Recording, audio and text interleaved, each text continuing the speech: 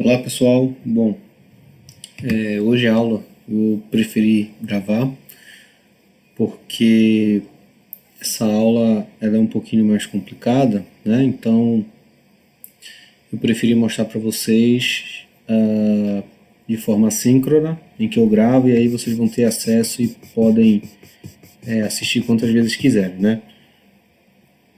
Então, hoje a gente vai falar sobre o teste de comparação de médias, tá? A gente estava acostumado lá, a gente aprendeu a fazer a parte do planejamento, né? Vimos o caso do delineamento inteiramente casualizado, tá bom? E vimos delineamento em blocos casualizados, tá?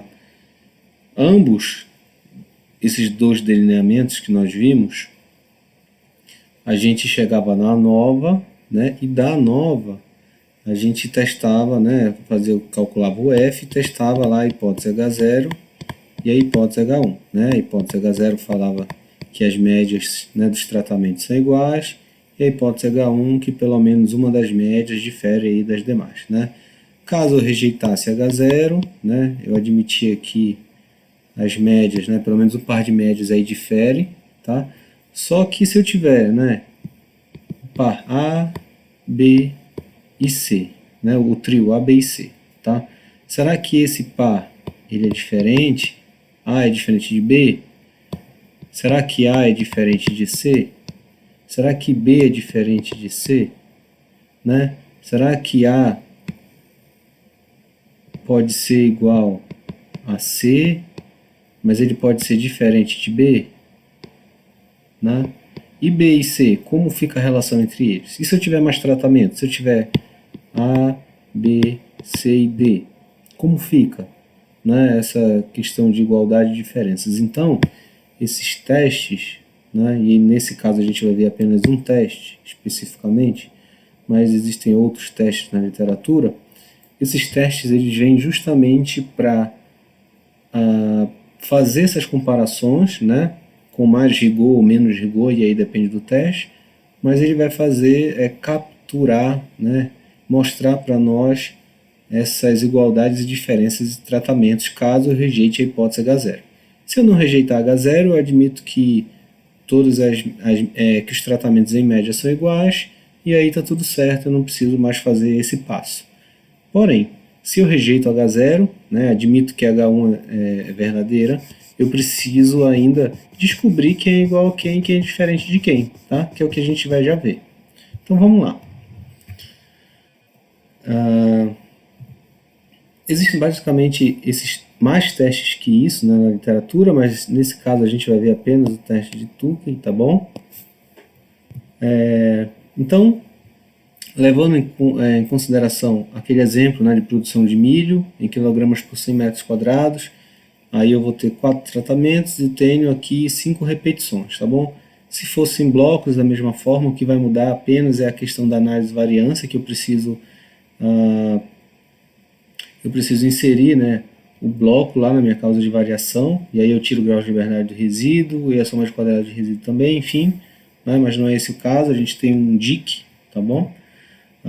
A nossa análise de variância, que a gente já tinha visto, né, e a gente já aprendeu a fazer, é essa que a gente vai ter nessa tabela aqui, em que eu olho o valor de P, né? Se eu tenho o valor de P, eu olho o valor de P. Esse p-valor ele é menor que 0,05, que é o nosso nível de significância, tá, usual. Tenho aqui as hipóteses. Tenho a hipótese H0, a média dos tratamentos são iguais, então a média do tratamento 1 é igual a 2, é igual a 3, é igual a 4, né?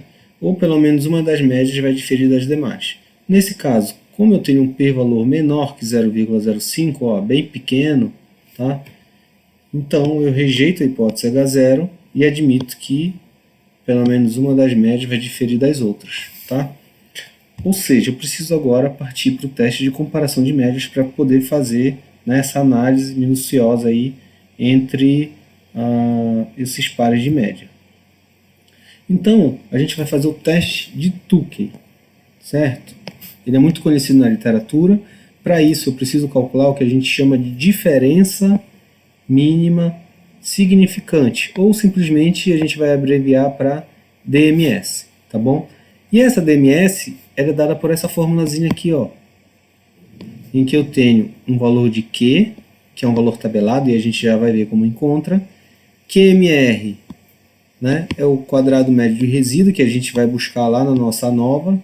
Inclusive, a gente já tem aí o QMR anteriormente, né?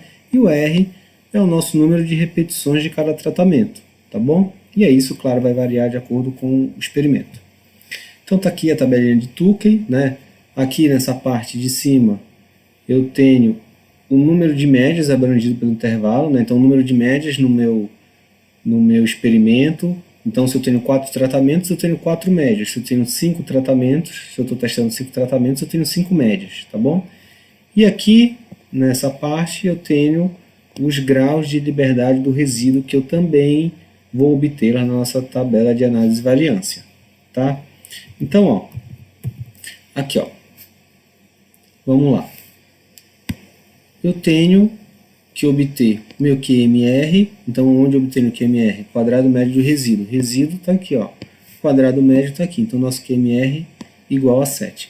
Grau de liberdade do resíduo, 16. Quantos tratamentos eu tenho? 1, 2, 3, 4. Tenho 4 tratamentos, tá? Então, ó, vou olhar aqui, 4 tratamentos, então olho para essa coluna, né? 16 graus de liberdade do resíduo. Bem aqui. Então, o número, né, o valor de Q é 4,33. Opa, fiz errado, né? Vi errado. É 4,05. Né? Estou na coluna errada. Enfim. Bom, 4,05 é o valor, né, tabelado de Q. Beleza? Então, eu jogo bem aqui, ó, 4,05. Né? Quadrado médio do resíduo eu obtive lá na análise de variância. E 5 é o número de repetições. Né? Então, ó, 1, 2, 3, 4, 5. 5 repetições. Beleza? E aí, fazendo essa continha toda, eu obtenho um valor de 4,79. Tá? Bom, agora eu vou fazer o seguinte. Eu vou pegar os meus tratamentos, né? Vou pegar os tratamentos aqui e vou obter as médias de cada tratamento, né? Então, vou ter a média do tratamento A, a média do B, a média do C e a média do D. E vou fazer diferença entre essas médias, né? Então, vou pegar A menos B. Depois vou fazer A menos C. Depois vou fazer A menos D. Tá? Essas diferenças vão me dar um valor, eu quero o valor absoluto, né? Eu quero essa quantidade. Qual é a diferença entre A e B? Tá bom? E essa diferença eu vou calcular justamente com essa DMS, que nesse caso é 4,79. Por exemplo, ó, eu tenho lá tratamento A e tratamento B. A média do tratamento A deu 23. A média do tratamento B deu 27. Né? Então, eu vou fazer aqui, ó, 23 menos 27. Né? Em módulo. Por quê? Porque o que me interessa é a quantidade absoluta, o valor absoluto entre essas médias. Não interessa se aqui vai dar negativo, positivo, enfim. Eu só quero saber que a diferença, né, em módulo de A e B é quanto? 4. Tá bom? E 4, ele é menor, ó, 4 ele é menor que essa nossa DMS, que é a diferença mínima significante. Então, se ele é menor, eu digo que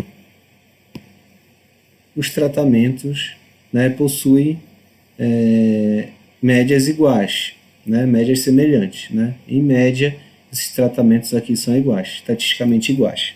Tá bom? Existe uma diferença, mas essa diferença não é significante a 5%.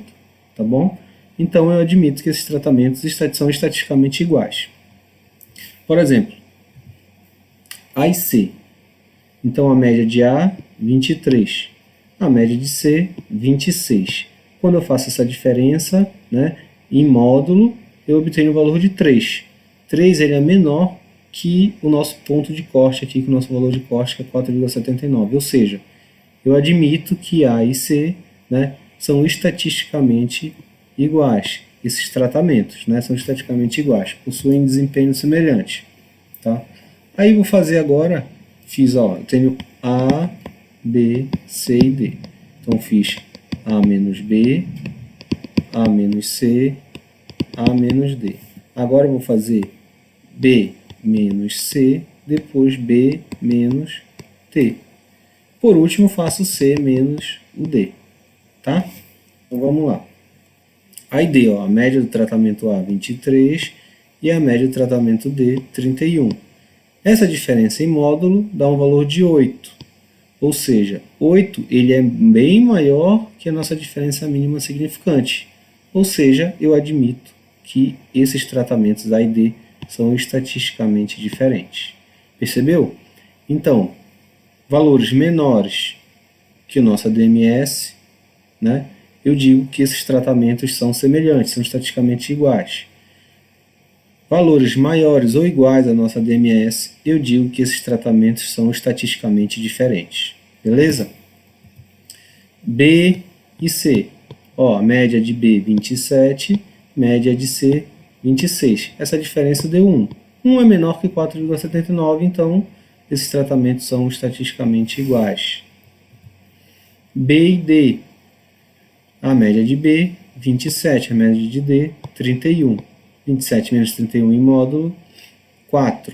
4 é menor que a nossa DMS, então esses tratamentos são estatisticamente iguais, né? Por fim, C e D, a média de C 26 e a média de D 31. Essa diferença ela é maior que nossa DMS, então esses tratamentos são estatisticamente diferentes, certo? Então, pessoal, agora, tendo isso em mãos, a gente vai construir uma tabelinha como essa aqui, ó. Então a gente vai obter o que a gente chama de grupo. Aqui eu vou colocar uma coluna para tratamentos e aqui média, tá? Então, eu tenho os tratamentos. Quem teve a maior média foi o tratamento D. Então, D teve média 31. Depois, tratamento B, que tem média 27. Depois, o tratamento C, que teve média 26. E o tratamento A, que teve média 23. Né?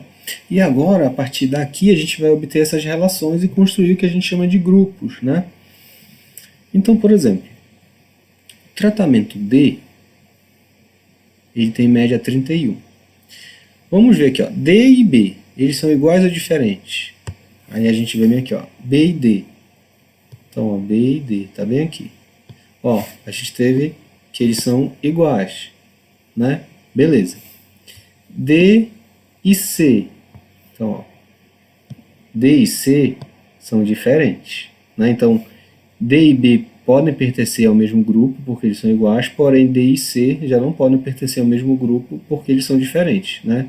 Consequentemente, D e A também serão diferentes. Então, a gente atribui o que a gente chama de uma letrinha aqui, ó, A, né, para o D e A para o B, tá bom? Então, ó, essa letrinha representa que D e B pertencem ao mesmo grupo, certo? Beleza. Agora, ó, D é igual a B, mas ele é diferente de C e de A. Beleza, agora eu vou olhar para B. Então, B eu já sei que é igual a D, e B e C, será que eles são iguais ou diferentes? Vamos lá. A gente vai aqui, ó, B e C. B e C são iguais, então eles pertencem ao mesmo grupo. Porém, eles não podem pertencer ao mesmo grupo que o D. Né? O B já pertence a esse grupo de D, mas o C não pode pertencer. Então, a gente vai montar um novo grupo. Ó. Eu vou montar uma nova letrinha, né? Porque eles são iguais, tá bom? Aí, B é igual ao A. Vamos aqui ver. A e B, a relação entre eles é igual a B é igual ao A. E C é igual ao A, vamos ver. C é igual a A. Então, ó, B é igual a C, B é igual ao A e o C é igual a A. Então, eles podem pertencer ao mesmo grupo. Então, eu vou atribuir essa letrinha B a esse tratamento A também. Tá? Aí a gente tem aqui, ó, que o B ele pertence tanto ao grupo D quanto ao grupo com C e A, né? Então, finalizando, a gente tem que o melhor grupo, né, que teve melhor desempenho na questão de produção, que é o que a gente estava trabalhando, né? O grupo que obteve uma produção média maior foi esse grupo A, que pertence, que contém os tratamentos D e B, né? E dentro desse grupo, que obteve resultado melhor, o tratamento D foi o que teve melhor desempenho, né? Porque ele teve uma produção média ali de 31 quilogramas por 100 metros quadrados, tá bom? Então, até trouxe aqui para vocês, né, essa tabelinha, né, construída já com os grupos, tá bom? Então, a gente parte de lá, da nossa análise de variância, para a gente construir isso daqui, tá certo? A ideia é construir justamente essa tabelinha, se eu rejeitei H0, para poder obter a relação entre os tratamentos, tá? A gente em software também existem alguns pacotes, né?